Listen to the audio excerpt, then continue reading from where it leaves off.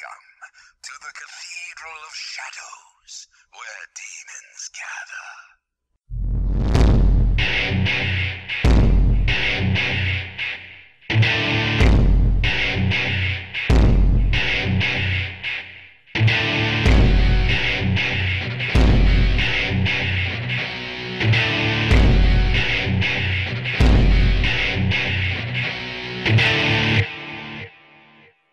Hello, everyone. Welcome to the Cathedral of Shadows, a Megami Tensei podcast. I am Rasen, I'm Katsu.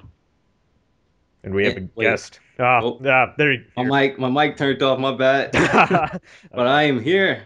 I returned. My name is Sir Lionheart. How's it going? It's Hi. going pretty good. So this is our little holiday bonus episode shenanigans going on. We thought we'd talk about 2013 in gaming.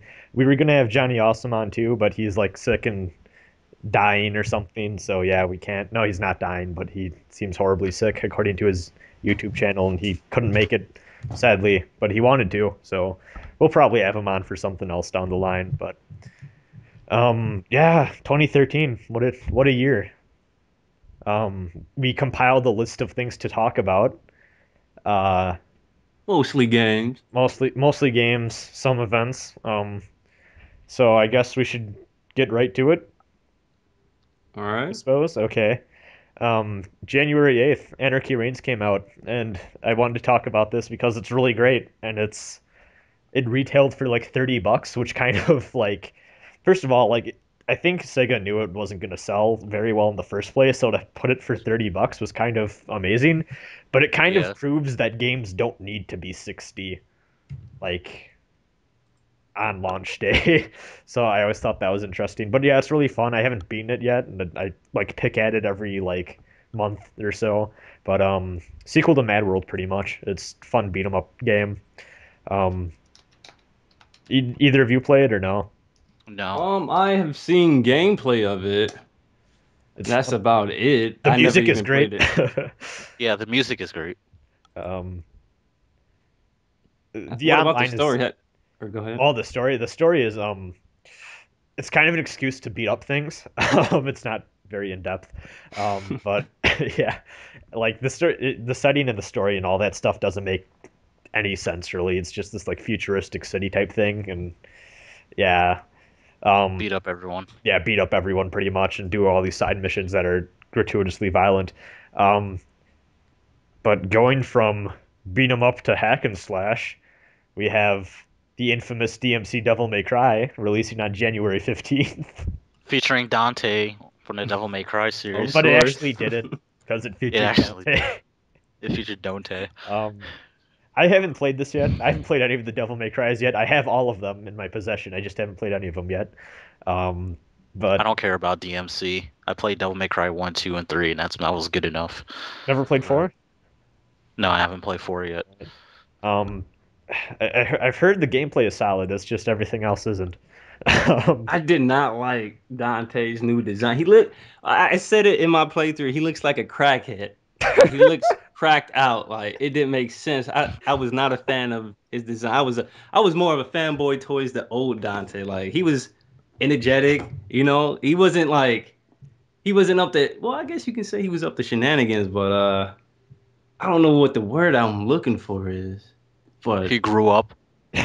he grew up. I can't lie and say I haven't really played. I played the demo and I liked the gameplay enough, Gameplay is good. but like Dante's kind of a prick. I'm sure he gets better as the story goes on, but like there's literally that one cutscene where he just is saying fuck you to the thing and the thing says fuck you back, and it goes on for far longer than it needs to.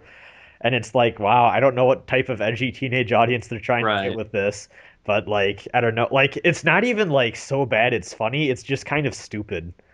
Like it's not, I wouldn't say it's awful, it's just stupid. Like playing it, I was like, why? um I want to like play the full game, but that was just the impression I got from the demo. The characters, man. Cat, I didn't even care about Cat. Didn't Doesn't even care about Dante. doesn't Like, Virgil like kill They yes, have like a no. fetus or the something? decisions in the game, some of the choices they made. Well, Oh my all I goodness. saw was, isn't there a cutscene where like Virgil like aborts someone in a very Yes. violent method? Yes. It's ridiculous. This man sniped this woman. That's the most. through her Isn't stomach. isn't Virgil supposed to be like the honorable guy too? Like at least Yes, from what I've heard like from 3, like Yeah. isn't he supposed to be fairly honorable? Yeah, that's. I mean, I guess it's technically a different character, but still, that's questionable. First of all, why the fuck does that need to be in a game? That is like a very odd design choice. Yeah. yeah. Yeah. Luckily, the gameplay was bearable and fun. The only thing I had a problem with in the game, well, gameplay wise, was there was no lock on button, and there was multiple times where I would literally attack somebody and he would lock on to some other enemy, and then because of that, I miss my chance to parry an attack, and I just get hit for massive amounts of damage. I'm like, oh my god. Oh, that's unfortunate. But Um, yeah, but it was easy to break that game. The jump canceling was super ridiculously easy. I was like jumping super high in the sky. I literally I broke the game sequence. I think I yeah, with the super jump, I got to an area where I wasn't supposed to be super early in the game, and then I completed that chapter super quick. I think it was chapter 2 or 3. It was ridiculous. I didn't know that was like possible. Like Yeah. I assumed like they're each just like linear levels that weren't really connected, or like did one area link to another that was No, supposed to be like later on. it was like there's some sequence you got to go through just to beat that chapter or whatever. Oh, and you skipped the sequence. Yeah, Oh, like I okay. got the item super easily because I knocked the enemy in the air, jumped off him, knocked him again, jump cancel, jump cancel, jump cancel, got the item, left. Oh, I thought you meant like I thought you meant like Oh, you oh, like no, were in chapter 2 and you got to like chapter 9 or something. Yeah, oh no, okay. nothing Yeah. like that. I just Okay. got past that one part of this, that chapter super easily and just completely completed the level very fast. One So thing I do like that from the demo though, and I wish more games used, is that I'm not sure if the other Devil May Cries are like this, but I hope they are. Because like you use L2 or R2 to switch your weapon, and like you can do some like crazy combo stuff with that, like just switching on the fly like that. yeah, that And was cool. like, do the other DMCs do that, or is that just DMC? DMC is I believe, the only DMC that does that, the newest one. Yeah, it Because does. people complain about that with like a lot of people complain like, oh well, there's not enough buttons on the controller for a lot of games and all that. Like, I mean, if you do that, where like you hold down one of the 4 shoulder buttons and then like it like remaps what the like the 4 face buttons do, you can like multiply your amount of like you can multiply it by 4. Yeah, you'd have like 16 different actions just on the face buttons. Just Yeah. hold down one of the triggers. Um, It's pretty cool because you yeah. can use the directional pad to switch between some of the angel and demonic weapons. So it gives you a lot of variety in combat, which is why I like that game so much when it came to the gameplay, because you can switch up combos, do all this crazy stuff, including jump cancel. My favorite thing of the game, breaking sequences like that. But yeah, the combo variety in that game was pretty cool. That's what I've heard overall. Is like the gameplay solid, everything else no. Terrible. um, Yeah. okay, All right. let's see. Moving on, Fire Emblem Awakening. Now I have yet to play this, but All right. you So two love you this can game. shut the fuck up now. Yeah, I can. Oh, I'm just gonna go cry Yeah. in the corner now. Like looking back on Fire Emblem Awakening, it's all right. Let me talk about when I got the game around the time I did. When you went Like balls deep into FEA. I didn't even watch a single trailer. I didn't even hear about the game until I was like surfing Dan Boru and I saw like these Fire Emblem Awakening pictures of like Lucina and her family and all that and like Lucina and Morgan and so I looked it up and it was like called Fire Emblem Kokusei in Japanese, which translates to Awakening in English.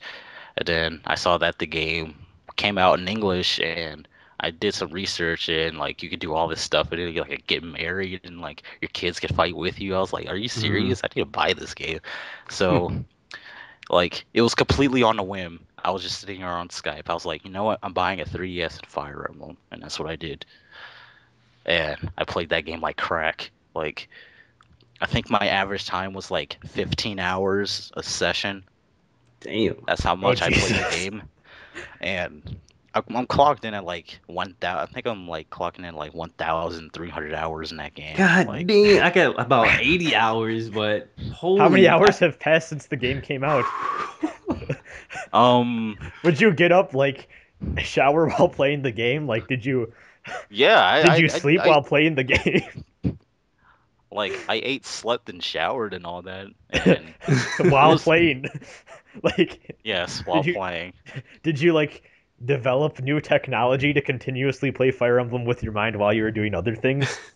No, Oh, you should. but I did pour in tons and tons of Did you hours. get through Just every waifu route? no, I actually like most of my runs they ended prematurely because I did something really bad and I had to start over. Then other It's runs depressing. they were just near perfect, but there was just something about that run I didn't like, so I did it over. And wow. the current run that I'm in is like the last one I did, and I haven't touched the game in months. I have a friend who like is a major Fire Emblem fan or was, and then Awakening came out and he hated it and said like they made it all like casual like fight and stuff. Like, is that true or like? Because They I added go ahead. like the main problem with Fire Emblem before Awakening was it was selling really poorly, and it was like I know in Japan the thing was like nobody could really get into the series because it was too hard. Um, they didn't really understand what it was about. well, the RNG is like This brutal from what I've like. yeah, The only and one they I've beaten is Sacred Stones, and that wasn't too bad. But like I tried the fan translated one, for, like the one with Roy, and that yeah. just kicked my ass. So pretty much Nintendo said, "All right, this is gonna be your last Fire Emblem game, so you better make it count." So the dev team put everything they wanted into Awakening, and like they debated heavily on whether they should put a casual mode in there or not, and they decided to put it in there just because they they had to sell copies, like, or else their game was gone. They would make no more Fire Emblem games, and so they took the risk of alienating the fan base, and it worked. And Fire Emblem's here to stay. Well, Because Awakening is the only one I've really been interested in like since recently because like I looked at it and it seems like a lot of fun. yeah, it's incredibly fun.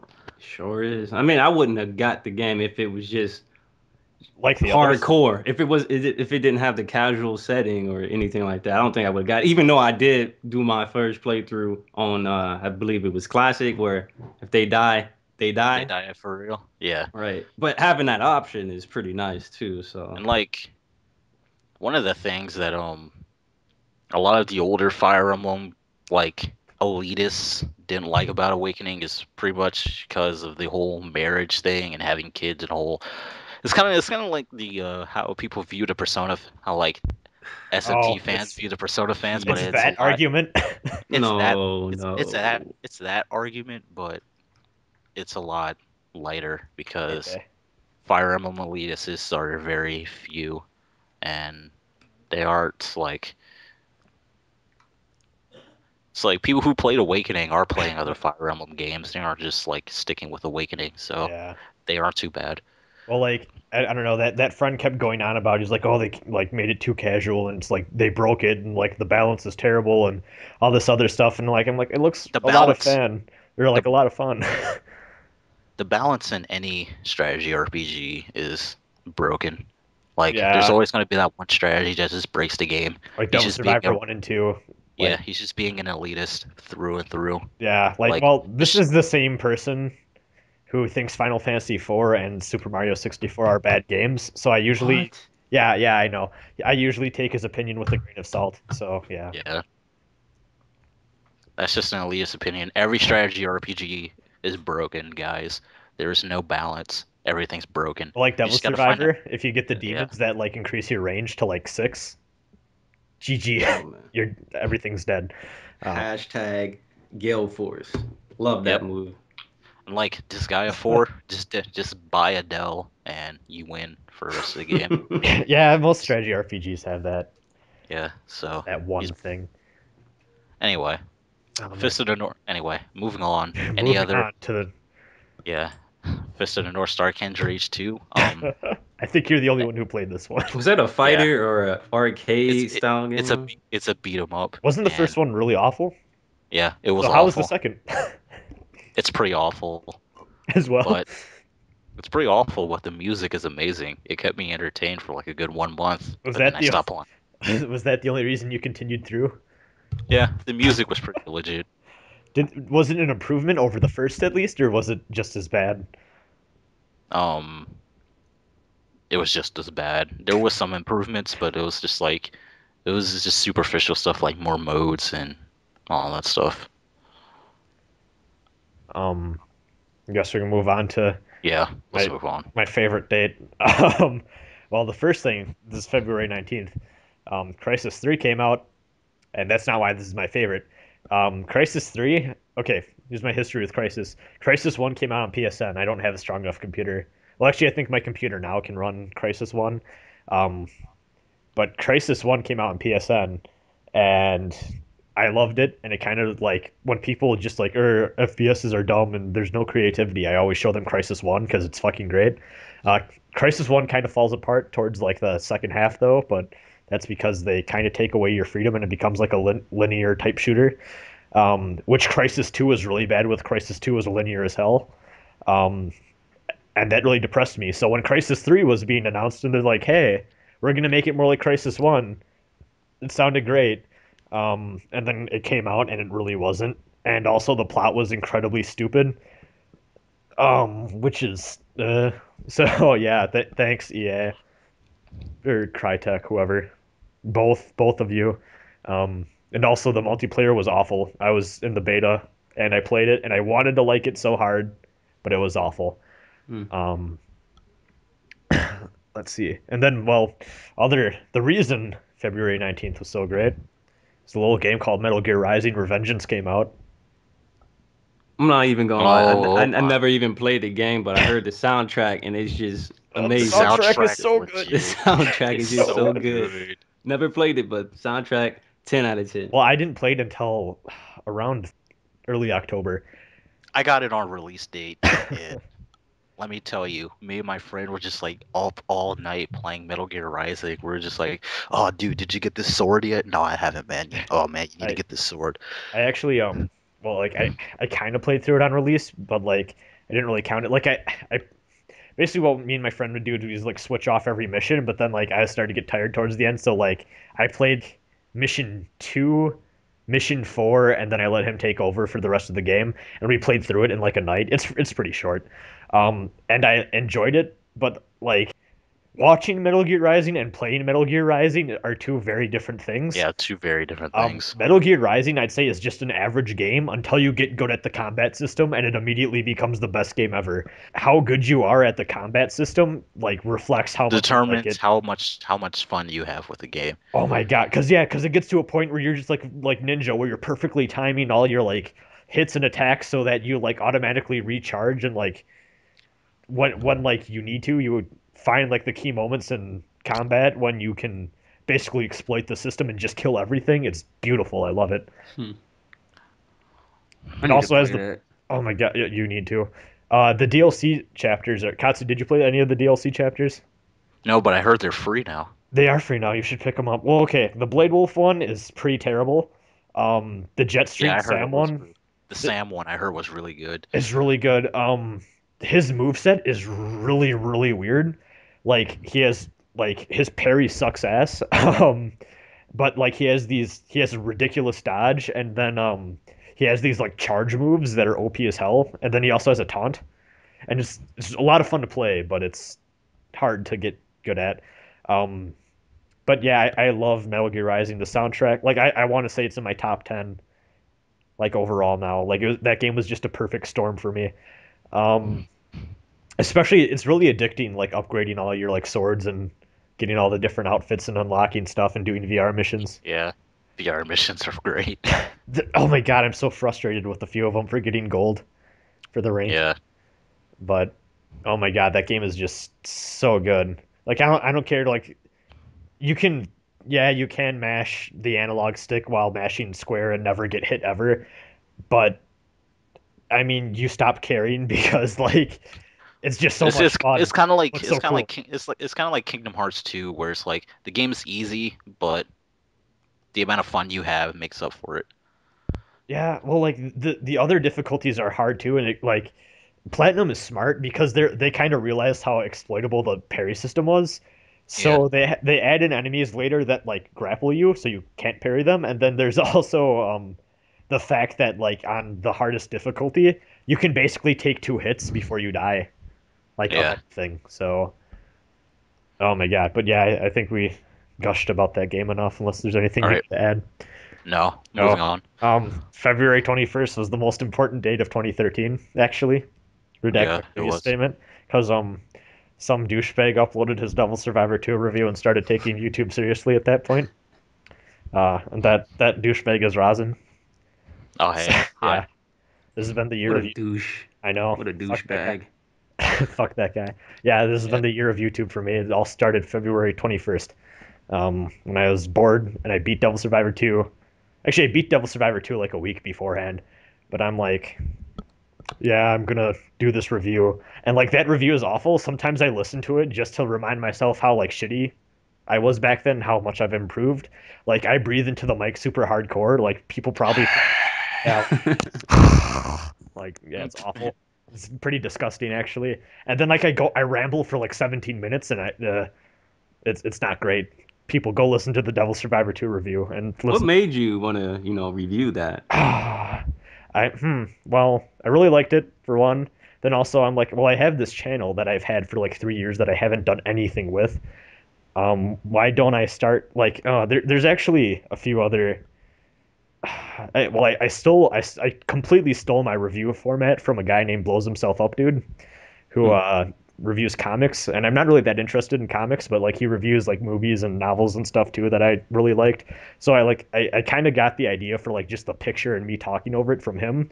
But like I just wanted this like informal review structure type thing going on because let's be honest, there's all these people that are trying to be like IGN, but they're just some dude in like a basement, and I Hmm. don't Yeah.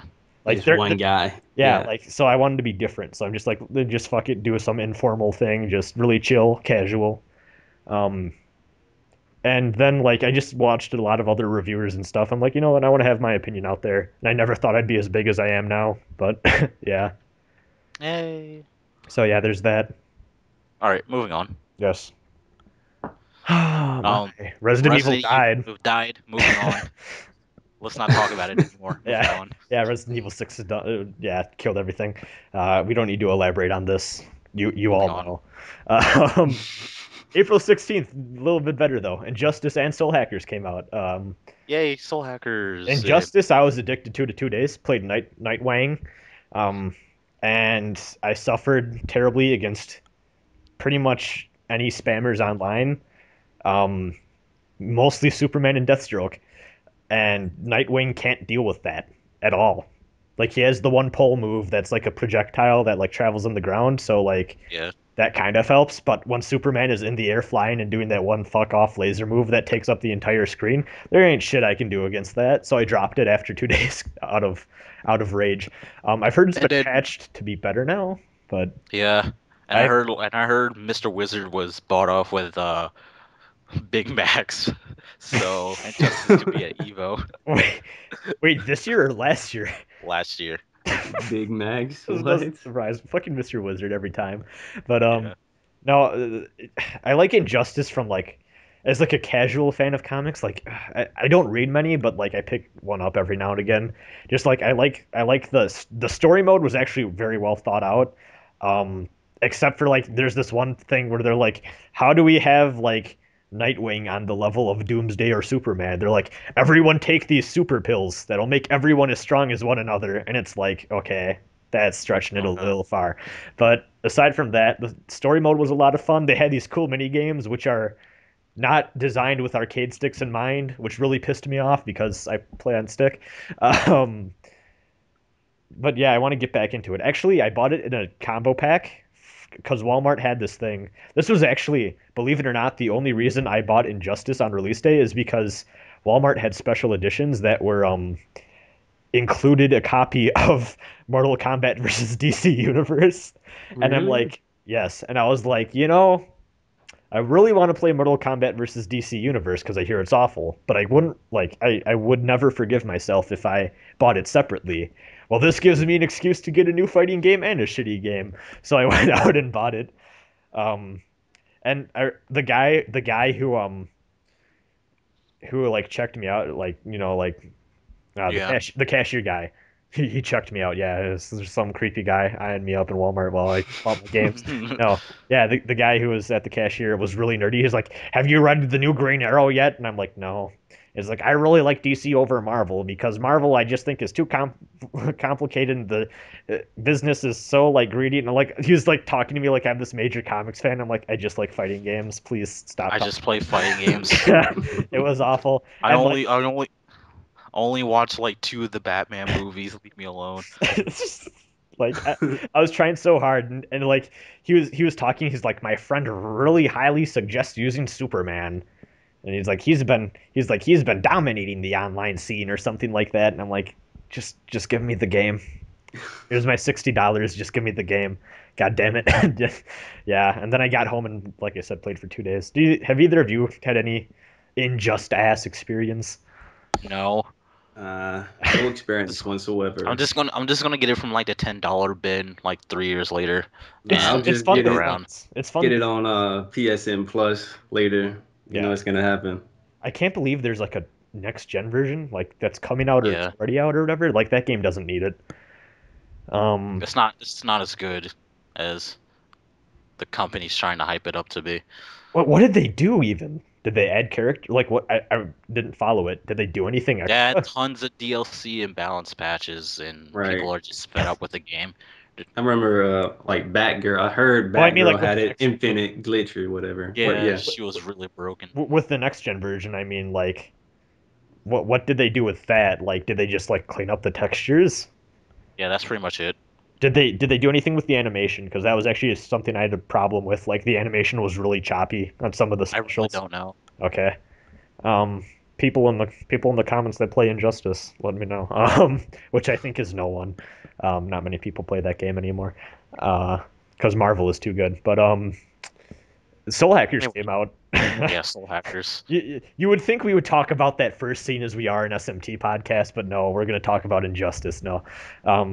I got Soul Hackers release day, and actually that was kind of a wake-up call for me to start pre-ordering SMT games at my local GameStop because I literally got the last copy, and someone walked in the door, and they got denied it because I had bought the last copy. Ooh. Yeah, so I was like, shit, I should probably pre-order SMT4. So the next day I went and pre-ordered SMT4. But yeah, Soul Hackers is a lot of fun. I think I like that game more than other people do. Like a lot of people are like this game's old and it's bullshit and it's old and It's not like Persona. actually no, it wasn't so much social that like a lot of SMT fans just flat out don't like it. Like this game is old and it's like no shit, it's a port of a game from the 90s. But yeah, like there's a few bullshit things. Like one of the dungeons like is like these like 2 skyscrapers that you have this really bullshit puzzle in, and there's a lot of backtracking, and that was like almost a breaking point for me. But overall, I thought the game was like 8 out of 10. Oh, okay.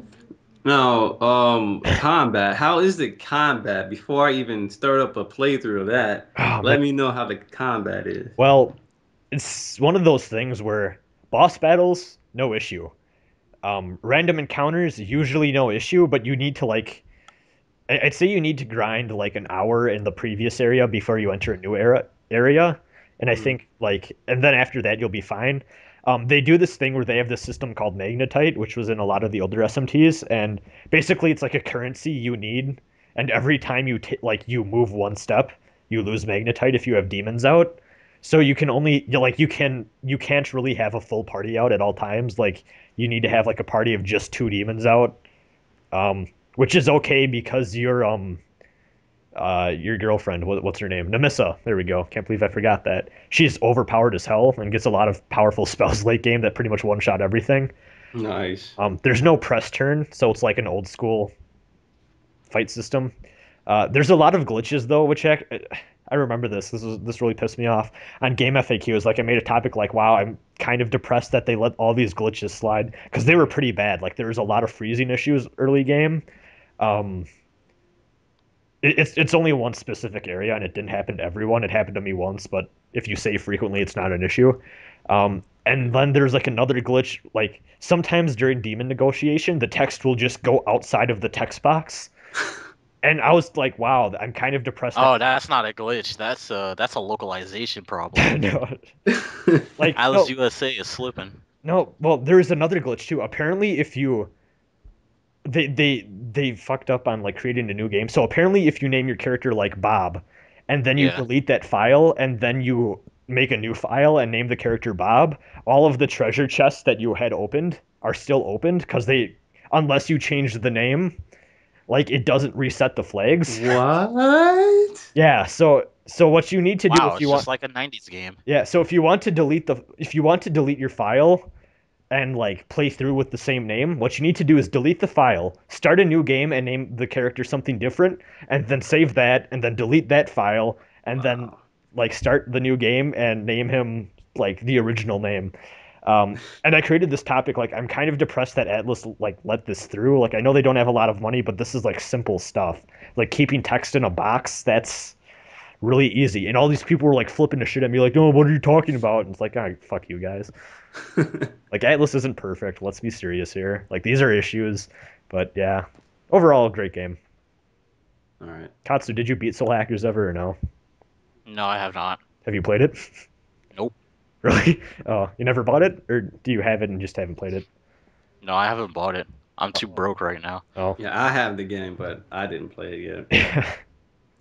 it's pretty good. Just you need to be patient with it, which is hard. Yeah, yeah. The only reason I haven't played it yet because I was already playing a whole bunch of RPGs at the time. So yeah. All right.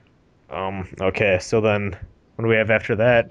We have Civilization. Civ 5 Brave New World came I'm out. gonna on, let hold you on. talk about that. Yeah. I don't understand what I don't see any kind of I can't get into these type of games like Sim City and Civilization. Like I don't see how They're people Yeah. can get into that. oh my, I can't get into them either. it's so rewarding. It's such a time sink, but it's so rewarding. If you don't have any time, then don't because you'll get addicted.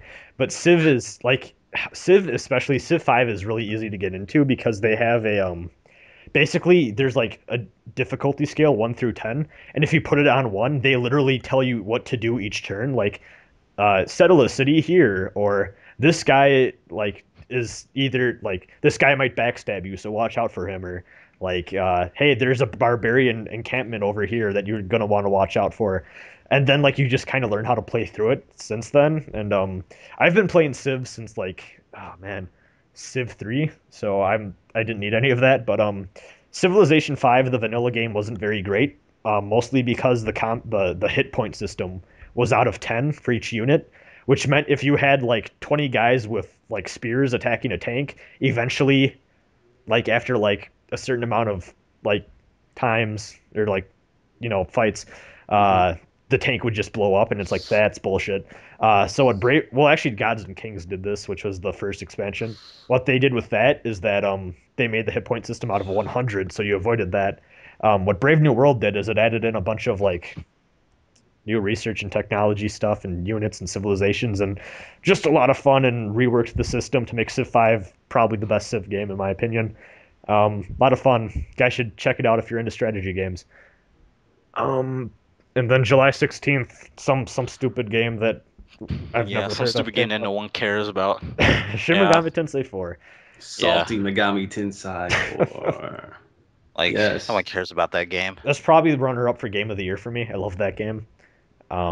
As much as I got frustrated at that game, it was actually it was a good experience. I ain't gonna lie. I liked it. It was a great game.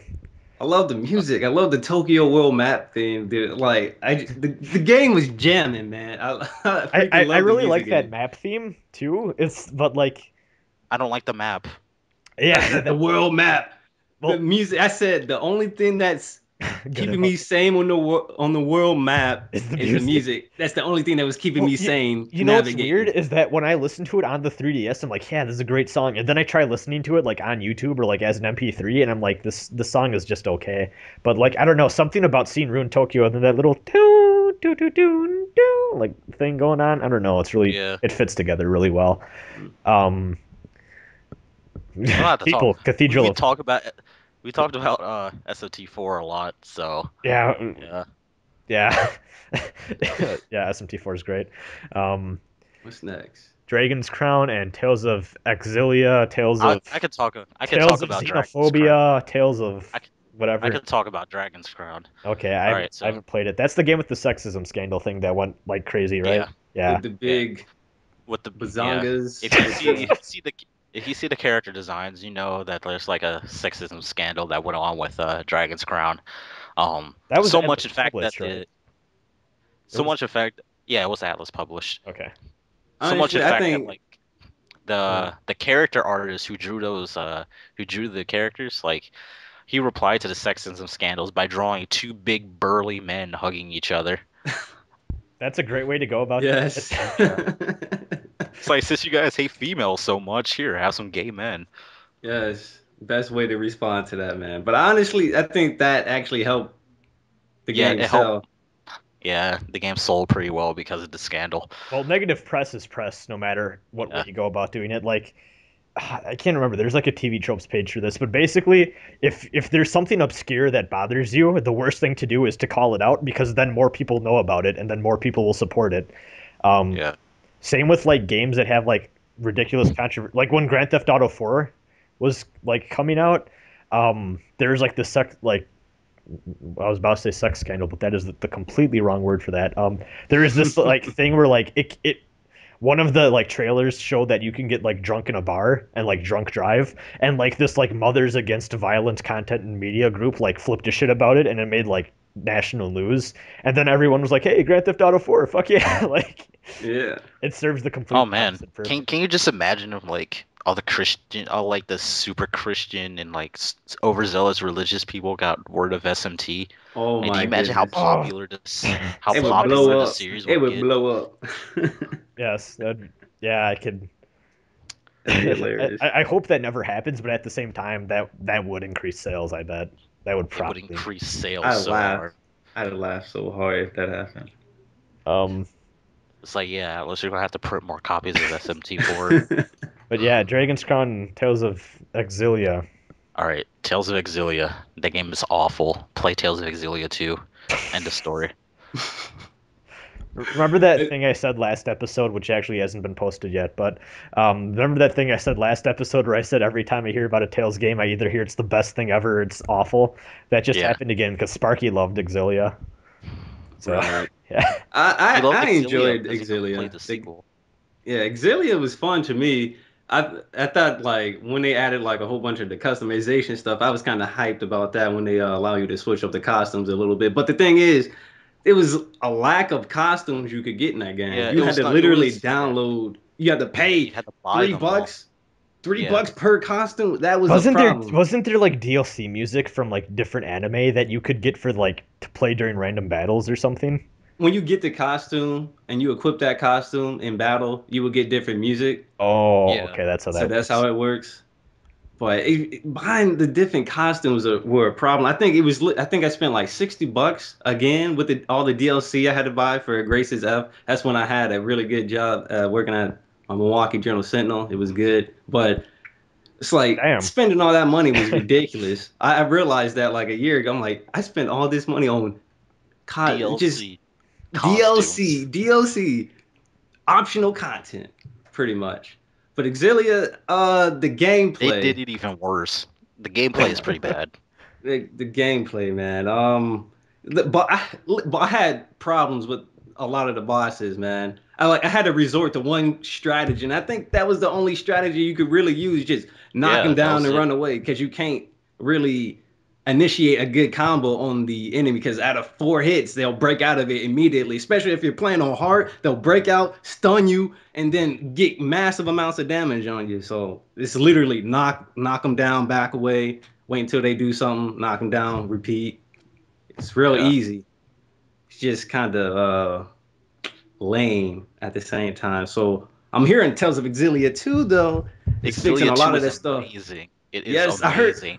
one It of the is best so things. good. The story is good. The gameplay is good. The combos. I heard they fixed the Coliseum. You can't get rings out no more. You can't get rings out, right? That's the they main fixed the thing I hate Coliseum. about the Coliseum. Falling out the arena. Falling out the arena was the stupidest thing they ever added. Like Xillia 2, that game. Wait, I'm assuming this is an action RPG then, because the enemies could Yeah. knock you out of. Okay, like I said, I Yeah. know jack shit about Tails. I'm not even gonna pretend. But when you say ring out, every time I hear ring out in video game, I think of Dragon Soul Ball Z, Calibur. Budokai Well, I think Tenkaichi. of Soul Calibur. Oh well, that I think of that actually, and I think of Budokai Tenkaichi 3, the Dragon Ball Z game. Oh, Because like there's the one map where you can get ring outs, and it's the most like greatest thing ever because you and whoever you're fighting will just be floating around in the sky and trying to like knock each other onto the grass so that you can win the match automatically. It's the most hype. It's the most hype but bullshit thing because basically what it comes down to is if you have a character that has a better like smash to the ground move than the other character, you pretty much won already. But I love my it for goodness. that. It's so good. Um, all right. Anyway, Xillia 2, everyone look forward to it because that game is Next amazing. can I play two Like, without one? You I might don't want know. to play Xillia 1 because there is like direct continuity characters, Yeah. and spoilers from Xillia 1 are prevalent at Xillia 2. No. Oh, and the cool thing about Xillia too that you told me, DLC carries over, so Yeah, DLC carries over. money not wasted entirely. Entirely, I guess. Well, then we have August 20th, the greatest fighting game of Yeah, you could talk about Divekick. 2013. came out. Divekick. Divekick! Oh my god, Divekick is so great. Yeah, it's Divekick. It's like a flash game, but it's not. That's the common criticism. Basically, if you play fighting games, you kind of owe it to yourself to get Divekick, or at least play it once. Like it does get kind of boring after a while, but like it's one of those things where you start to get bored of it, and like around like match 19, you get bored of it, and then you play match 20, and then something really fun happens, or something like crazy happens, and you're like, oh shit, and then you like love the game again. That's how it's been with me. Like there's been 3 times where I'm like I'm done with this, and then like I'll play another round and like I'll freak out. I'm like, oh my god, this is great, and this is the Get most hyped. intense thing. Yeah, and also it's really fun at parties. Because Yeah, it is. anyone can play it. Like it's like, what do? You hit that button to jump. You hit this one to kick. It's like, oh okay, and then yeah, it's the greatest. It's like It's crazy. I mean, if you think about it, you would like when I first seen Divekick, I'm like, who's gonna play this? Like, it's a super it's simple so much game. fun.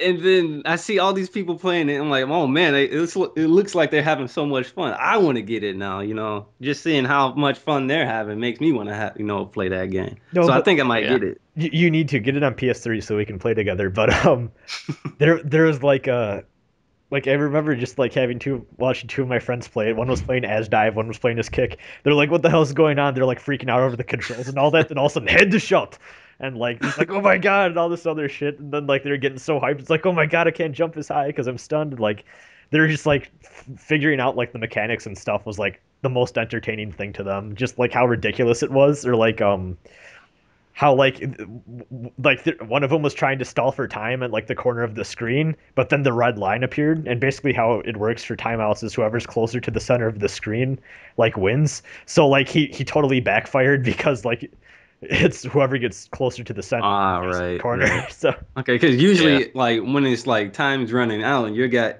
I guess more health, but I'm not sure how that works. I'm not sure if you get health or is it just one kick and you're out. it's one kick, you're done. You have Like- Yeah. no, that's the fun part. You have a life bar, but as soon as you get hit once, it just depletes. Every kick does 1 billion damage. Yeah. Wow. Except Kick's kick. His does 1,000,000,001 damage. Yes. Because like usually, like I was trying to say, like during ring outs, you'll try to run away, but you got to be closer to the middle of the screen. Yeah. That's crazy. I didn't know that. So usually what it comes down to is when people know what they're doing is like they're trying to like psych out the other person to like kick into the center of the screen so they can Right. kick them right before timeout. But then it also gets to these awkward moments where both people are trying to like bait the other person into going, and then it's like 3, 2, and they both just freak out and try like sprinting or like jumping to the center of the screen, and it's just like it gets crazy. It's fun though, but yeah, people get Divekick, and then That's cool. I guess that's all I want to talk about for that. That's an indie game, isn't it? Yeah. That's crazy. Yeah, it was like made over like 2 years, I think. which I don't. I'm not gonna lie. I can't believe it had that long of development. Like it's a very simple game.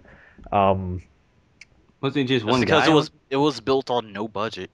yeah, I guess. Yeah, well, they had the Kickstarter stuff.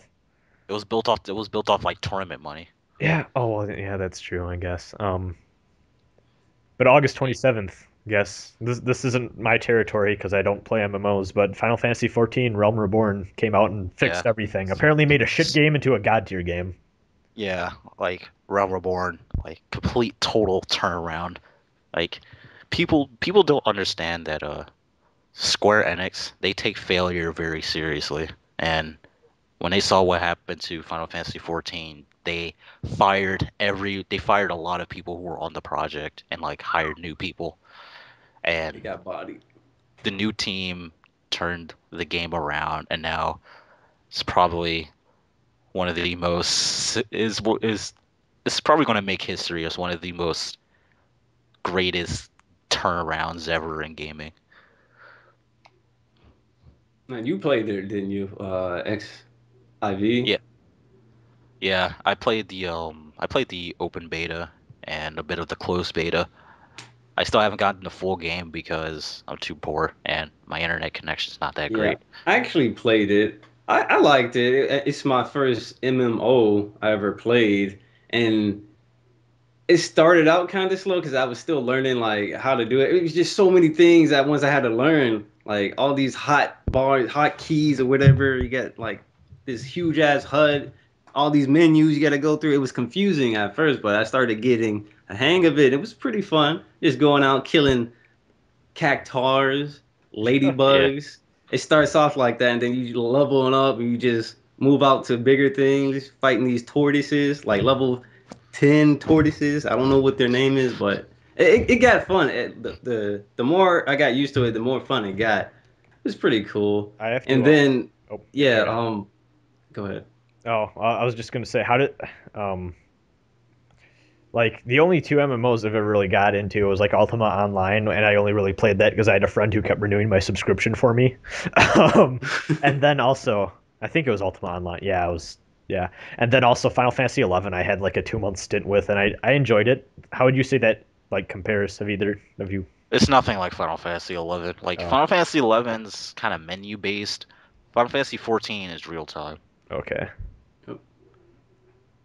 So did I cut you off, Sir Lionheart? Did I cut you No, off? I honestly, no, you didn't. Okay, I wasn't okay, gonna say anything. I okay. thought Katsu already answered, so. Yeah. All right, okay. So, But also on the same day, Hatsune Miku came out, and it would have been the perfect time for Fantasy Star Online 2 to come out. Now, But it last never year's, did. yeah, exactly. Like Sega last year, 2012 said they were going to release PSO 2 Two. this And it summer. never happened. It never happened. And then I Never seen happened. Hatsune Miku Project Diva F come out or they announced it to come out on the 27th. I'm like, what the hell is this weeble ass game coming over to the United States and I don't get Fantasy Star Online 2? I'm like, oh hell no. And then I look at it. I played the demo on PSN. I'm like, you know what? This is actually pretty fun. It was hard for me at first, but I so got what you're into it. saying, it replaced Fantasy Star Online 2, Yeah. Yes. right? So wait, did I, Online 2 ever like come out, or was it pushed back? It was they pushed back. When's it It's coming pushed out? back, but they don't release any information regarding the status of that game, There's no which date is yet? No they date, haven't even nothing. said anything. That game's been Not being made for a while, hasn't it, though? Yeah. I think I remember hearing stuff about that in like early 2012, even. Like it has a PC and a Vita port. But neither have And come out? nope. in America, in In Japan, they America. got it. And yeah, the Oh. sequel's coming out in Japan. The expansion's coming out. Oh, the expansion is what you're talking about. We haven't gotten even Episode 2. silly. It's silly. We haven't gotten episode 1, and they said we were going to get it. I don't know what they're doing. Sega is kind of like, I don't know. Yeah. They They're kind of weird. lost my faith with the Sonic, and then now this, and come on, Sega. Come on. Hatsune Miku was fun and all, but you know what I really want, man. Come on. I hope you're listening to this podcast. Yeah, Please. they have to. Every gaming company listens to the Cathedral of Shadows. No. That'd be Yes, they do. perfect. Anyway, And then we moved on to Kingdom Hearts 1.5 HD, HD remix. Oh my goodness. Yes. the Super Turbo Arcade Like, Edition. I think For all the coolest- those like Kingdom Hearts 1 purists out there who say Kingdom Hearts 1 is the best of the series, it is not the best of the series. I'm telling you that right now. It is not. It's the only one Kingdom I Hearts ever 1 beat. Actually, wait, no, that's a Kingdom lie. It beat Chain of Memories, but yeah, carry Kingdom on. Hearts 1.5 has showed me that it is not the best of the series. Like the battle system makes me so frustrated sometimes. Yes. Especially when you fight Yes. the, I'm not going to spoil it, the bonus boss. The Oh certain my- bonus boss that you face in, no, not Sephiroth. No. No, It's a different Sir one. Lionheart knows which one I'm talking about. Yes. That one. That guy. Oh my goodness. Not Wait, to is spoil too Sephiroth, much. is Sephiroth in one? I thought he was. Yeah, he is in Yeah, one. he's in all He's of in- them, isn't he? 1 and 2. 1 and 2. Okay, One I and two. didn't know if he was only in one, but that I remember doing it and being frustrated because if I recall, he has a move that makes your like HP go to 1, then he teleports real Yeah. quick and just insta kills you. Yeah, that was bullshit. Oh man. There was a one that's- time when he cast that twice in a row on me. That was just so annoying. Like, yeah, go ahead, Katsu. Sephiroth was hard, but the other boss, like the Kingdom Hearts 1 battle system limitations were Yes. your true enemy. Wait, in so that. is this one of because this was like the final mix version, right? That they made into Yeah. HD. So this, Mhm. if I recall, we never got final mix for either 1 or 2 over in the States. So this is the first Yeah. time that this has gotten an international release, right? So I'm Yeah. assuming what you guys are talking about, this bonus boss was in final mix. So Yeah. Yeah. okay, type who it is in the chat because I don't know who the hell you're talking about. I got him. All right, you got it. Oh, okay. Yeah. I did not know that. That's interesting though. Okay, yeah. That fight was like At first, you're just like, yeah, bodying this guy. Then all of a sudden, Right. he just pulls this move out of his ass, and you're just Oh like, my. oh my freaking god. I'm like, why is this even happening? Like, why is that possible? He he literally shocks you or whatever, and then you take constant damage until you break out of the shock move, and the only way to do that is to hit release on the command menu. But the thing is, He's during the attacking you command while menu, doing it. yes, he's attacking you while doing that. So you have to go through your menu and click on release. But the thing is, it's switching up and down from the different command slots. So you have to Oh. guess. You have to guess to get out of an attack. And Yeah. it's so ridiculous. So he has mix-ups. He has, I said he had unblockables in mix-up. When I was fighting, I'm like, this is ridiculous, man. He knows Like- your moves. He knows your frame data. He has all your frame guys, data. Daigo is gonna be the bonus boss for Kingdom Hearts 3. He knows everything, and it's Yes. like, and when you're fighting him too, he can like deflect all of your attacks, and you have to equip a Keyblade with that makes counterattack work. So like the Rumbling Rose and the Ultimate Weapon were pretty much your only two choices if you want to stand a chance against him. So is he the action RPG equivalent of the Demi-Fiend from DDS? No, nothing could be worse than Demi-Fiend. Okay. Okay. It was ridiculous. That fight, like, the only way I think you could literally beat him if you just abuse, like, your strike rate ability. That's what I Yeah, did. strike rate is broken. Just abuse that, and you pretty much got it. You just don't get caught by his freaking full screen command grab. That's what it is. Yeah. It's a full screen command grab, and then he just grabs you, puts you in the shock release. You better guess right. And if you don't, GG. Pretty much, you Nice. just Alright. lose. You just Yeah. die. What about You Just die. think. what about Oh my God. Rechain of Memories? haven't Rechain tried of that. Memories is pretty much the same as Chain of Memories. There's nothing new. So what except you're Proud saying Mode. is it's the best game ever if my childhood memory serves me right. No, it's pretty 'Cause bad. Chain of I need to play this game again, and I don't know if I can ever think negatively about this game because I loved it so much as a kid. Chain of Memories, it's not that great. Like I The am the only PS2 person I know of that likes that game. the PS2 port of Chain of Memories had so many issues, especially in the English version, where Is it like still the lip, card-based?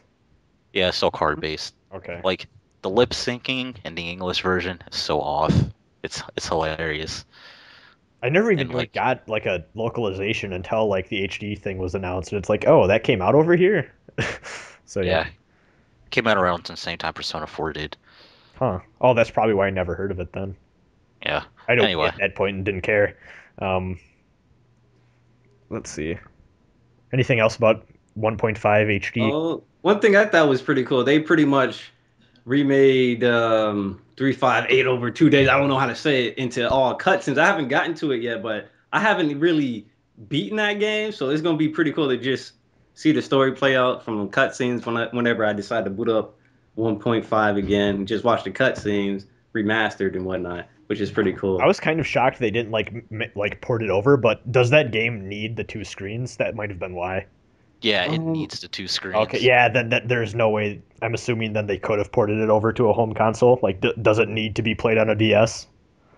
Yeah, it kind of does. Okay, yeah, so yeah. that makes sense then, because like that when I heard about it, it's like, and then it has all the cutscenes, and I'm like, well, why didn't they port it over? But then I'm like, oh, because it's for the DS, that's probably impossible. hmm Yeah, So that makes sense. and Makes Nintendo would sense have. for Yeah, okay.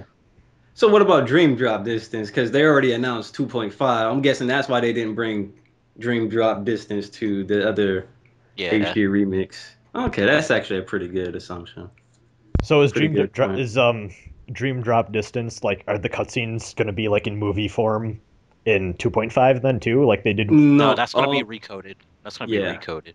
Oh, so wait, is Dream Drop Distance in 2.5? Like, No, No. they're not oh, even doing anything. It's so new. I guess that's yeah, that the makes sense because reasoning it someone gave me. that came out like late 2012, right?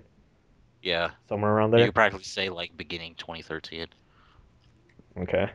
But the coolest thing about 2.5 is Birth by Sleep. I love that game with a passion. Yeah, I Birth by played Sleep the. is my favorite game I of I the never think. could series. play it because That I game never is had a amazing. PSP. Oh man. So like I think a That lot of game. people missed out on that because You I play don't as know. like the knights from like I think two's Secret Ending or something, right? Yeah, you play as It's those like guys, and three different characters, pretty cool. yeah, and like they're a bunch of badasses. Each and every one of them, they're a bunch of badasses in their Aqua own way. is just Aqua broke. Yeah, Aqua is broke. yeah, she's incredibly broken. All right, move. Before we go off on a tangent, let's move on. Yeah. Okay, well we're moving from this is probably the most awkward transition we've made. Kingdom Hearts HT to GTA 5. Yeah, Yes. I don't know how GTA 5. I don't know. I didn't play it, but I watched a full Let's Play of it. I ain't gonna lie. The story was pretty engaging. yeah, Okay, it was. I'm like three-fourths of the way through it right now. The heists are the most ridiculous like amount of fun I've had in a game in a while. Um, I'd say this is probably my second favorite sandbox game, behind Saints Row 2. Um, but what I really like about GTA 5 is just they decided to like pull it back from the realism thing from 4. And I'm one of the few people that really think 4 was a great game. 4's story was god tier, and I don't think 5 has as strong as a story as 4 did because 4 got really dark in a lot of places and well, not that that makes it automatically better or anything, but like I think 4 had a lot of great messages about like the state of America and stuff, and then 5 was just kind of like they tried doing that in some places with 5, but then like they just kept joking about it, and then it's like, well, like there's no real message then because it kind of ruined it with the humor and stuff. But I'm still glad that they decided to go lighter because because of that, 5 is a lot more fun than 4, mainly because of the unrealistic stuff that you can do. The ridiculousness. It's like what I like about that is like I like how you can switch characters and then you can switch Oh, back to the other character and they'll so be somewhere else completely in different clothes. I'm like, well, wow, that's their amazing. special abilities. I love this too. Like that, like because like when I started playing 5, I'm like, did they lie about this being more like unrealistic? Because that was something Rockstar was kind of pushing too. Is hey, we're not going the realistic route that we did with 4. And then like when I started playing it, I'm like, this seems pretty like it seemed like 4.5 almost. And then like you get the special abilities, and like one character can slow down time in like vehicles and can just like go like crazy Need for Speed bullshit. Like he can just pull like he can literally do a 180 in like 3 seconds. It's the most ridiculous thing. And then like one character has this rage mode where he's basically invincible. Like you can jump out of an airplane, activate that like rage mode, and then land on the ground completely fine. It's the most broken but hilariously fun system. Right. I love it. And the heists are like crazy. Like they're it's like you're playing an Oh action my movie. goodness. Yes, the heist. Man, it's like I believe you get to choose your team Yeah, you on get to what how choose you want to do the like heist. it's Let's great Yeah, and then like you can pay like you can save money by paying more like inexperienced members, but that might like bite you in the ass because Like I'll use one from the first example. There's a point where you need to like pay. I think it's just like an average gunman, but and if you choose the weakest gunman, then he crashes and he loses some of like the money that he stole or like some of the jewelry that he stole. So you lose more money because you kind of cheaped out. Like you need to like be strategic about it. It's really fun. Um, Not much else to say about GTA 5, I don't think. Katsu, this is all you. October 1st. Yeah, this is October Rune 1st, Rune Factory 4 came out. all right. So, if you guys aren't familiar with it, the Rune Factory is a spin-off series of the well-established Harvest Moon series. Have you guys heard of Harvest Moon? Yeah, I played the one for GameCube with All right. yeah, All it's right. great. So, take the Harvest Moon series, add monsters, add fighting, and that's Rune Factory. Oh, and add an No actual waifu? plot. No Add an actual waifus? plot. Yes, there's tons of waifus in Rune Factory and in Harvest Moon. Are There's you saying waifus for Harvest days. Moon's plot of this, like the forest goddess is mad, you need to save everything?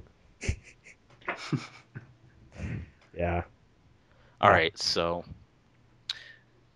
so this is the fourth of the Rune Factory. Yeah, and it's also like DS exclusive. Rune Factory 4 is the first one on a 3DS. But anyway, so the plot of Rune Factory 4 is pretty whimsical compared to, well, it had a much better plot than Rune Factory 3, and its plot wasn't as good as Rune Factory 2 or Tides of Destiny. I don't care what anyone said. Tides of Destiny had a pretty damn good plot for a goddamn dating waifu make babies kind of game. Anyway, um, what I liked about Rune Factory 4 was the fact that they really made the dating aspect of the game a lot more fleshed out. Like the characters that you can date, they have their own struggles that they have to go through in order to get married and all that stuff. Like you can't just marry them and expect all their troubles to melt away. You have to like face their troubles together and all this stuff.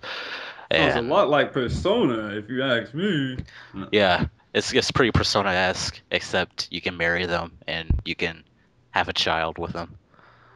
And you can take your family out to go in dungeons, which is the first in the Rune Factory. Like not just you and your wife or you and your husband, your spouse, and your child can go off and dungeon crawl, and That it's sounds pretty like fun. that So Conception is 2 it like game a coming out now. So is that like a time skip? There's like when you get Yeah, married, there's there's a a time time skip. skip, and then Yeah, just No, like no, no. well, You don't Harvest Moon like. does that.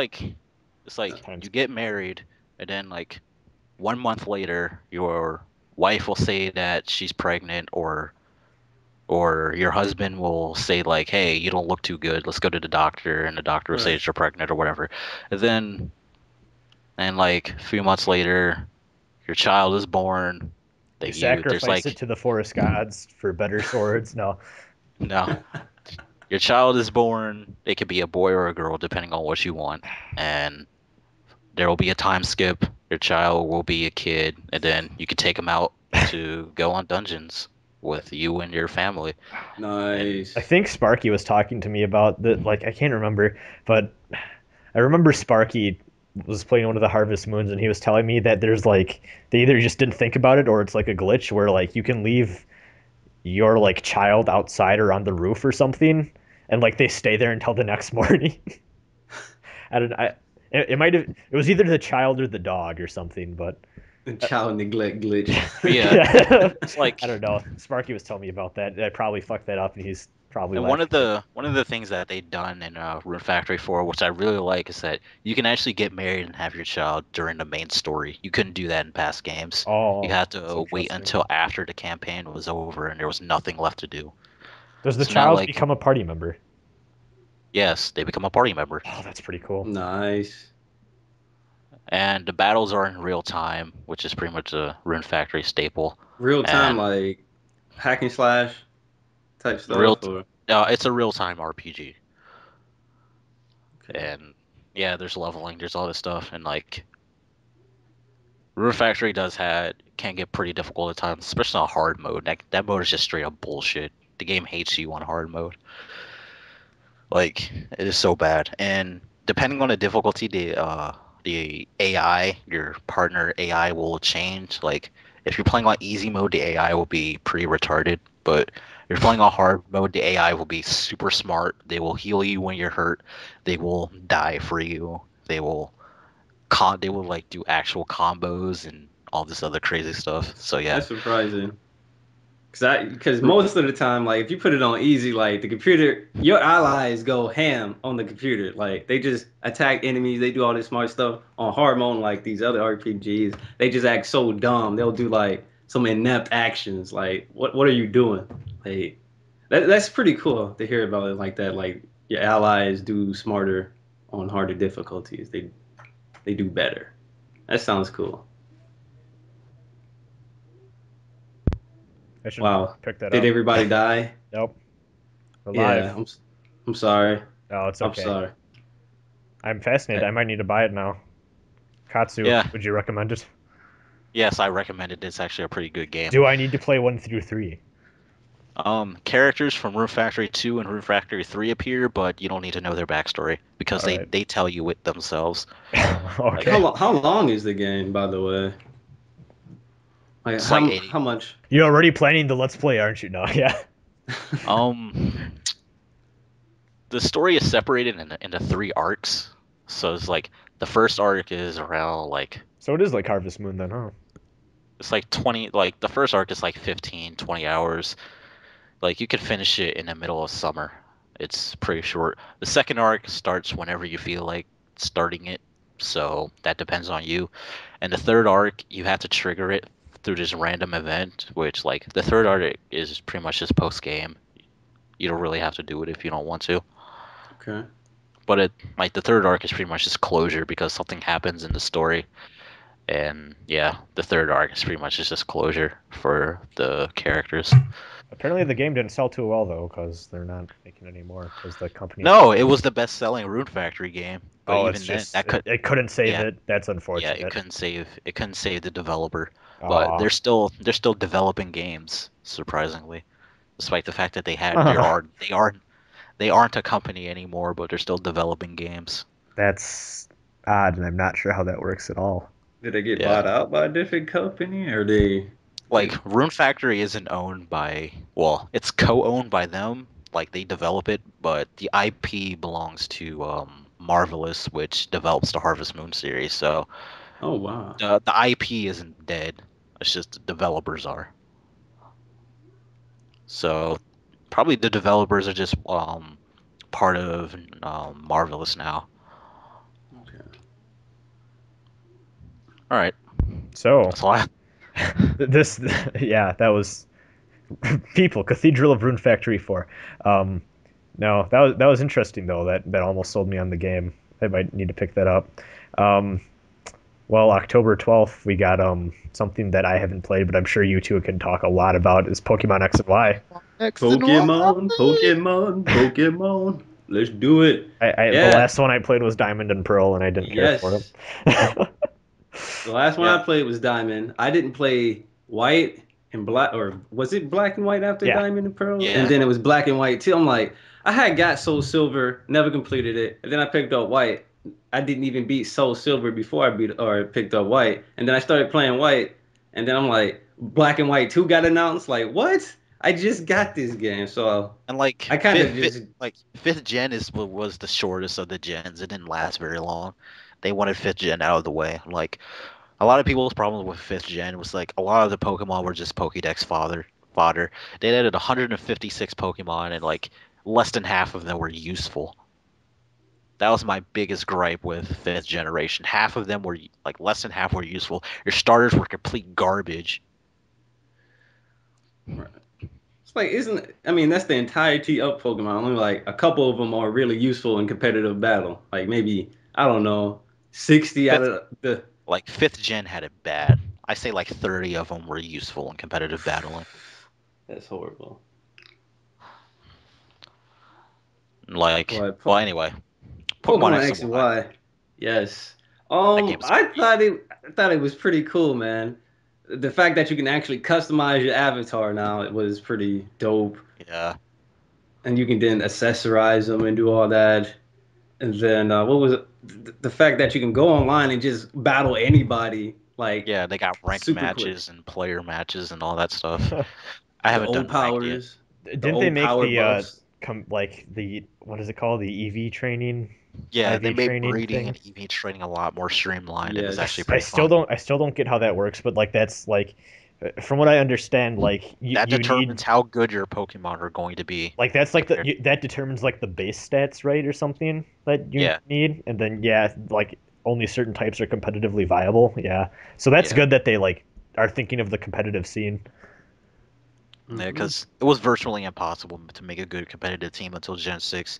It was all RNG based, and Wasn't it like common for people to pass around Game Sharks and stuff to like get the thing, yeah, like get the Pokemons they Pretty needed? much, Yeah, because it was Pokeseed. just time consuming to even try to raise a team with perfect IVs going around hatching eggs. It took way too long. So people pretty much cheated to get the Yeah, perfect cheat. and you Pokemon. shouldn't need to do that. That's pretty bullshit. Like, yeah, it's a good thing they fixed that then. Yeah, Yep. it took them 6 generations, but yeah, Well, I don't Right? think Nintendo really likes the competitive scene for their games. See Smash Brothers almost not being at Evo.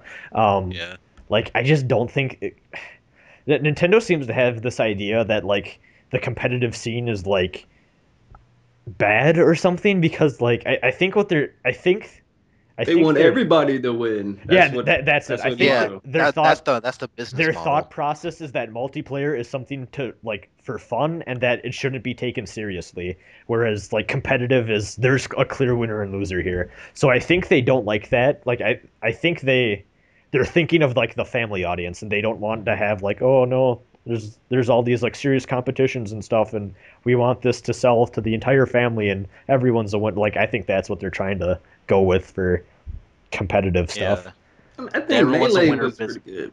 Like Yeah, that was stupid. Like when they had Melee, I mean, you could still win because you could have items on it. So much crazy, unpredictable stuff could happen. I mean, even like my Brawl is worse sister, in that regard. Remember tripping? yeah, yeah, tripping. tripping. No, I hate it. Why is it in that game? I still don't understand Anyway, why it's in that game.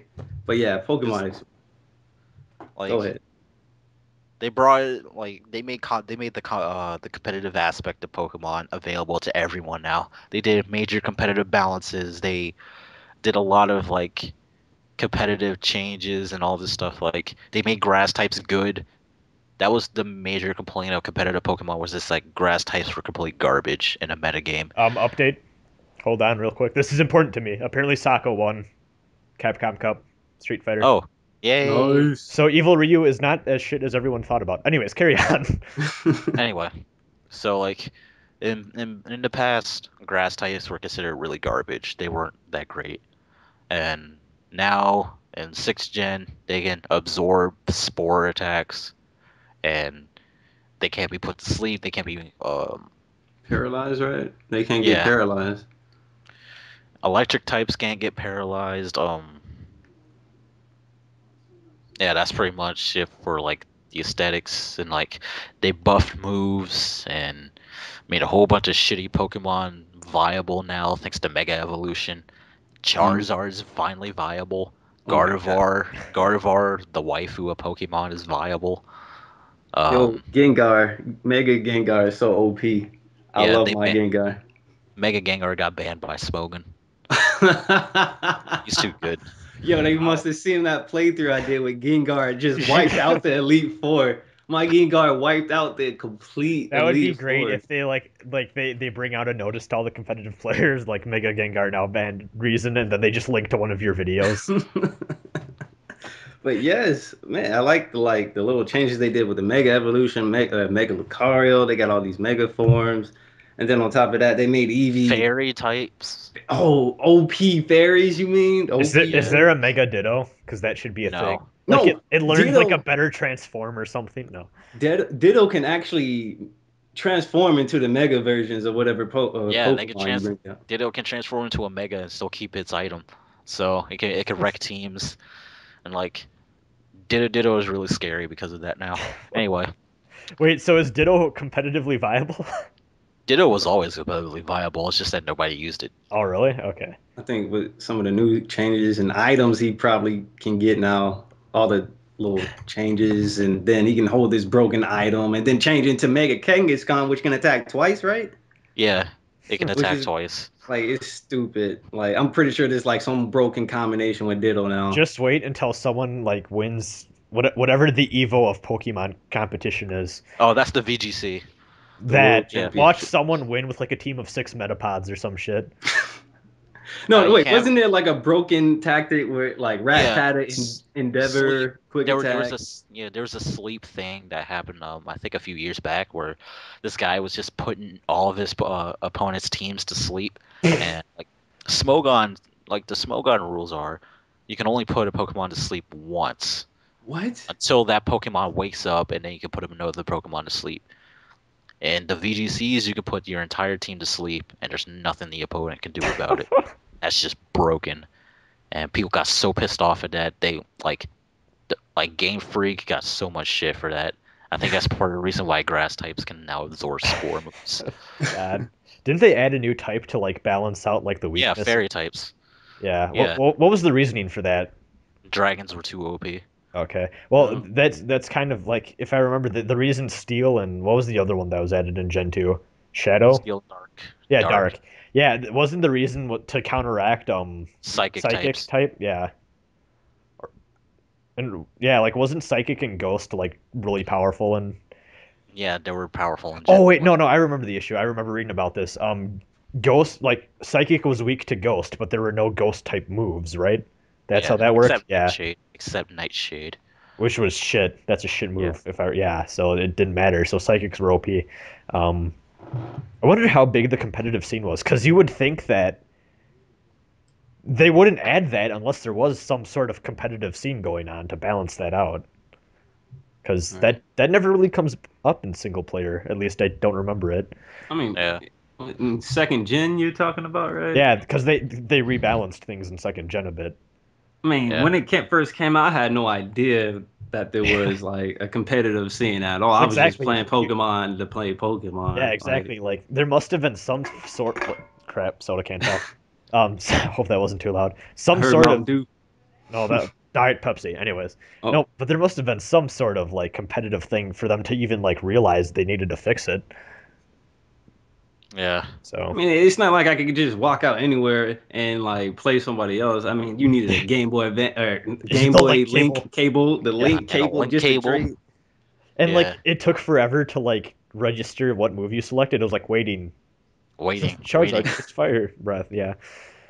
Anyway, Especially- moving on. Yeah. Got no more Pokemon stuff to talk about. No. Okay. No. Well, What's next? got three more. This is one I want to talk about. Deus Ex Human Revolution Director's Cut came out, which I have not played, but I really, really, really like Deus Ex Human Revolution, like the original. And if Director's Cut does everything that it promised to, I would say that game is probably a 10 out of 10 for me, because like Human Revolution was so close to being 10 out of 10, but like the fact that pacifist characters like got fucked over by bonus bosses like kind of pissed me off. So like that lost a point in my eyes. But I heard Director's Cut fixes that finally, and if that works, then that game is going to be near perfect for me. I loved that game, and I can't wait to. I'll probably get it for Christmas, or I'll probably buy it soon. But yeah, like, I just can't give enough praise for that game. Wasn't that on PSN Plus as well? Or Yeah, I think it was.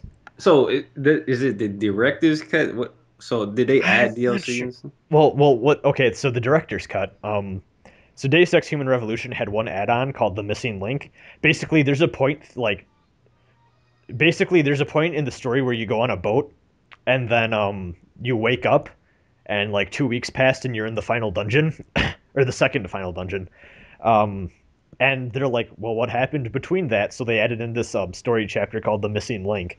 That's where the name comes from.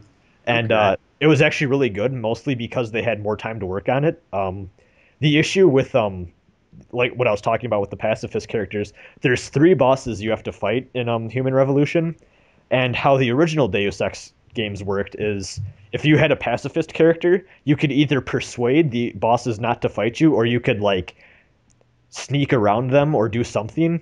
Now in Human Revolution, they ran out of time, so they outsourced the boss fights to a different company that had no idea what like. Apparently, they didn't even know that Human Revolution wasn't like just a straight up shooter. So they designed all of the boss fights like thinking that you would always have like ammo and like a lot of like power behind it, which was an issue. Wow. Um, like you, so basically, what they ended up doing is like they put a shit ton of like guns in the corners of the room and stuff, but that doesn't really help if your character like can't take a bullet. Um, it's really hard to get past the second boss in particular because she's super fast, and if you can't aim worth shit, then it's hard to even hit her. Um, so I think so director's cut. A lot of people complained about this, like critics complained about it too. So what the director's cut planned on doing was including the missing link, and then also they planned on fixing that by like adding like alternative ways to deal with or like get past the bosses. Right. Okay, that makes sense. So yeah, All right. that game is really great though. But anyways, moving on. Wow, you never thought you'd hear this talked about, but Call of Duty Ghosts came out. The duties. The Call of Duties. The duties.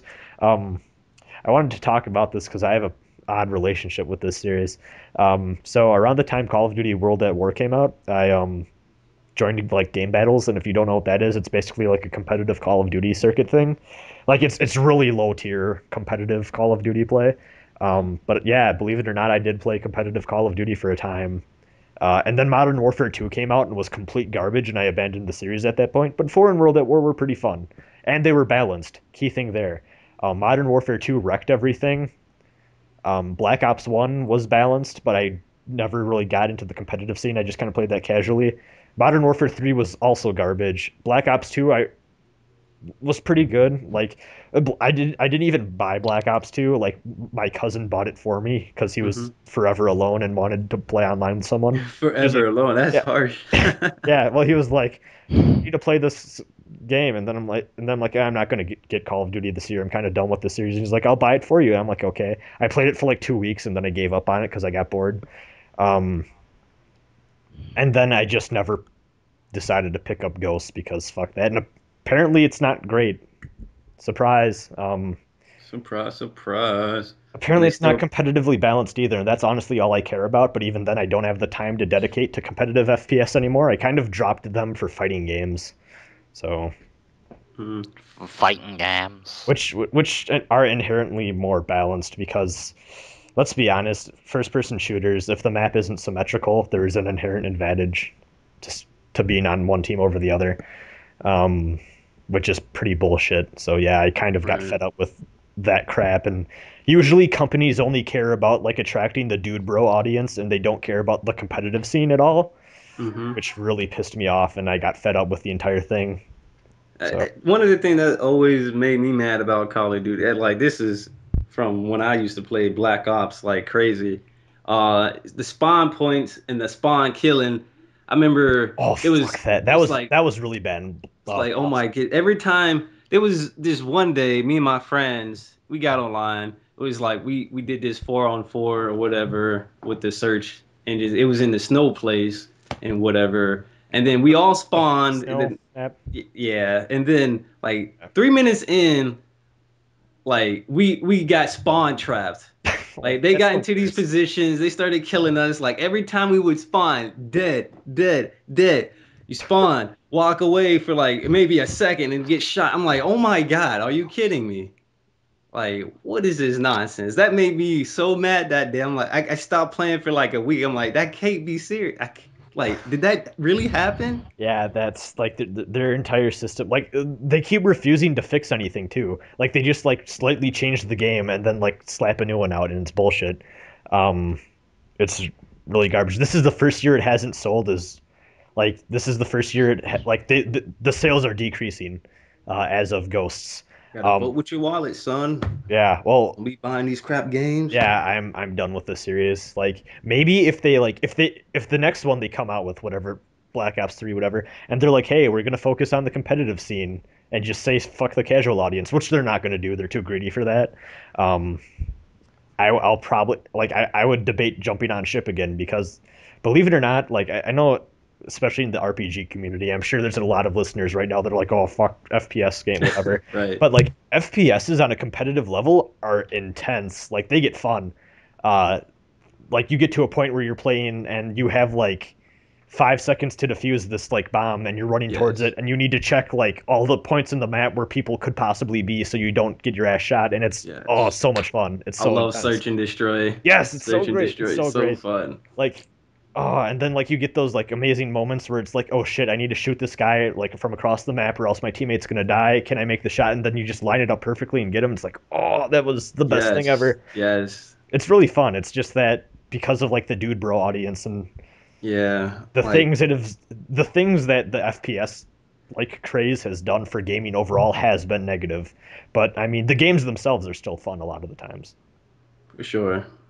It's like the community is what I can't stand most Oh of the my god, time. they're garbage. Always talking about, just always talking smack. Like, no respect for you. It's like, man. Oh, so bad. Um, let's move on. The last thing we want to talk about, Katsu. This is also all you. Huh? Oh, I wasn't paying attention. I don't care. I don't give two shits about Call of Duty. Fuck that series. Anyway, Everyone buy Mountain Dew and Doritos. Actually, no, I think that was Halo. Never mind. anyway, November God Eater. 14th, God Eater 2. All right. So in 2000, I think it was like 2010. These guys called Shift. They wanted something like they wanted a Sony equivalent to. I guess they wanted an equivalent to Capcom's Monster Hunter series, but except for like exclusively on Sony consoles, because Monster Hunter has this bad habit of like flip flopping between like the PSP, the DS, and then like the Wii U, and the 3DS, and then Wow. PS3. It's all over the place, and half of those aren't even in America. I think we only got like a few of them anyway. So they created this new IP called God Eater, which is pretty much set place in a post-apocalyptic world. Like the year 20 is like apparently like 20 or so years from now, we're going to discover these little cells called origami, and what these cells do basically is just devour. That's all. That's the only thing they do is devour. And then we're going to find origami cells in like single celled organism form, then we're going to find them in earthworm form, and then we're going to find them in mammal form, and then we're going to find them in monster form. And like all they do is just devour. They devour buildings, people, you name it, pretty much to get into the world and all that stuff. Everything's bad and desolate. And so Interesting.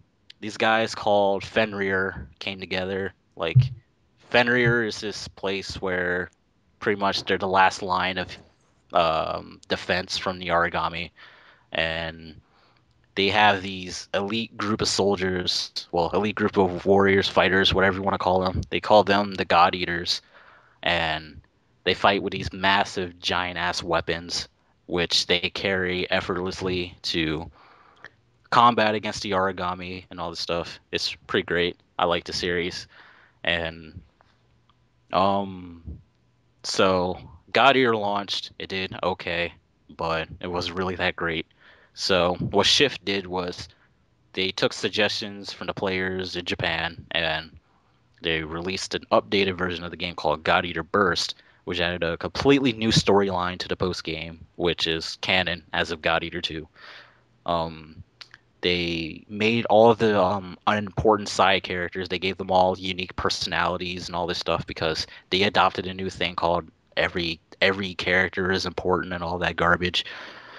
And they released God Eater Burst in the United States as God's Eater Burst, and that dub is actually like when I saw the dub list for that game, I couldn't believe it. They actually had Crispin Freeman in there. Mm. Like Crispin Freeman is one of my favorite voice actors, man. Doesn't And he does he does Itachi, right? He also yeah, does yeah. Regal Bryant from Tales of Symphonia. But he got replaced by Dave Wittenberg. And the funny thing is, both Crispin Freeman and Dave Wittenberg are union actors now. So that's why you don't see Crispin Freeman in anime games. I was kind of taken aback when I saw that he was in God Eater. I was like, okay, this guy's got money. I should probably play this game. And God Eater Burst was pretty fun. Like the story was alright. I mean, what do you expect from a PSP monster hunting game? Um, One of my biggest complaints about the localization was the fact that they weren't consistent, and the lip syncing was like from an old 1980s Oh man. Chinese movie, Oh, Chinese kung fu movie. That's how that's how the lip syncing was. It was that bad. And yeah, we didn't get all of the DLC that Japan got. And on the subject of DLC comes out monthly, and it was free. nice. And we didn't get all of this DLC from Japan because Shift, not Shift, but D3 Publisher, the localization group, they couldn't get all the licenses. Like you can get Asbel's costume for Tales of Graces. You could get all these other costumes and this stuff. this was on a PSP. Yeah, this was a PSP game.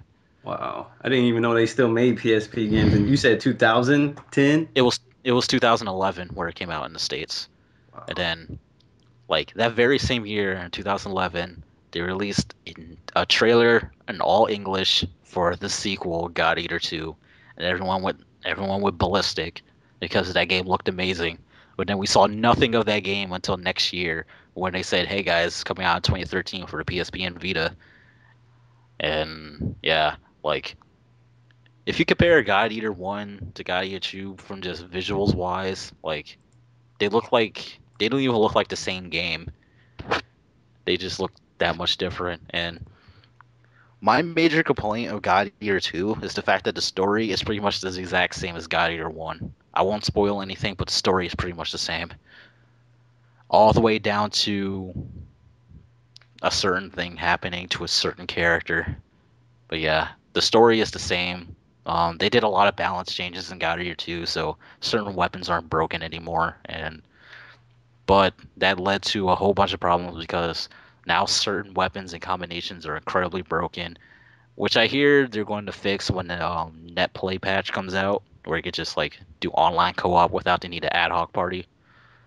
But yeah, um, yeah, God Eater 2 is incredibly fun. I mean, I've been playing that game a lot. It's super great, and it's a pretty good niche alternative to Monster Hunter. If you guys are a fan of Monster Hunter and you want something different, pick up God Eater. God Eater Burst is on PSN for like I think it's like $20. I think it's free if you have PlayStation Plus. And you can play it on your Vita and it'll look incredibly smooth. I saw some guy play it on his Vita. It looks incredibly smooth. So get that. And also because of the two analog sticks, you'll be able to move the camera without the D-pad. That's a huge plus.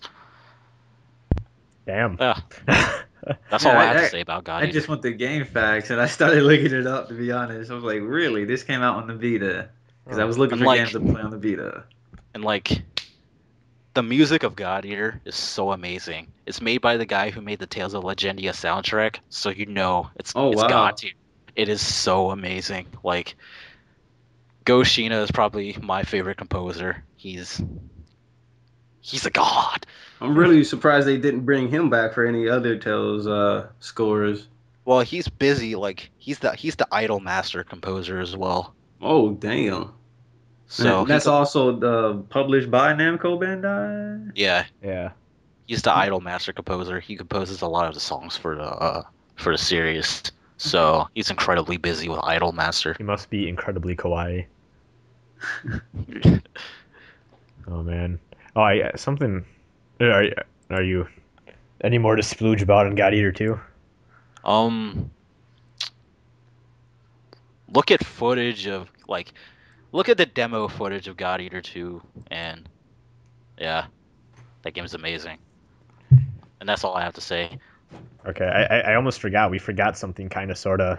Zelda: A Link Between Worlds came out in November, but I haven't played it yet, and I'm not sure if either of you have. Oh No, I no, haven't. my brother has it and he's been geeking out about it. He said he'll let me borrow it once he's done playing it or See, whatever. I downloaded it, and Sparky has been like urging me to play it like ever since I downloaded it, but I haven't yet.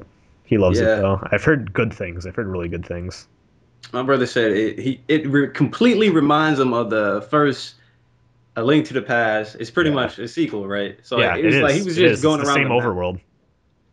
Yeah, he was going around the map. He said it was exactly the same, basically, with the world Yeah. map. He said like the nostalgia, which is going back to him and whatever. He's really enjoying the game so far. All right.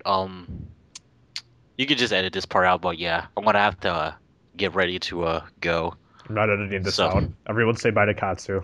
Oh, you're not? Okay, No. bye guys. Bye. Peace. Have fun. Yeah. So just do the emails without me. Sorry, everyone. Okay, yeah, Sir Lionheart, can you stay? We can do emails together. Oh my goodness. Basically, you can replace Katsu as the Cathedral of Shadows co-host. Bye, Katsu. Oh boy. Forever. Oh No. boy. What time is it, by the way? It's 10:51. I think Summer Wars is about to come on, man. Oh, okay. Yeah, we can just ditch emails then. This is a All right, bonus we could episode, just cut anyways. it. We could just cut it short. All right. Yeah, that was all the releases we wanted to talk about, anyways. Like nothing really is out in December, so Yeah. that we want to talk about. So yeah. I mean, before we go, what are you most excited for 2014? All those JRPGs. Oh my god. Yeah, well, that and also Ultra Street Fighter 4 looks pretty hype. Oh yeah. The red focus, all the new mechanics, the late get Actually, up. we got news during Capcom Cup. The fifth character is female, so people were thinking it was Retsu. It's not. So I wonder who that could possibly be. I have no clue. I don't know. I was gonna say poison, but wait. Yeah, she's in there. He's a he. I don't know. Yeah, Whatever. It has boobs, so I automatically say she. yeah. And I'm not man boobs. I mean like, yeah, actual breastises. Anyway, yeah, that's it, everyone. Yep. That's Bye. That's it. That's I kind guess. of a I funky don't- way to end off the episode. Wait, you know? I'm pretty sure we didn't get through the entire. Well, I guess we talked about you. I don't know. Yeah, we kind of did get through this. God But damn yeah. it. Like Crisis 1, this podcast episode falls apart towards the end. Full circle. Bam. Anyway, God damn it. This is you the guys best have thing ever. you guys have television programs to watch, and I have a thing to get to. Yeah, I'm gonna watch Summer Wars. Never seen that before. So yeah. Bye, Katsu and All right, Sir see ya. Lionheart. All right, so I'll see you guys later. Peace. Yep. Bye.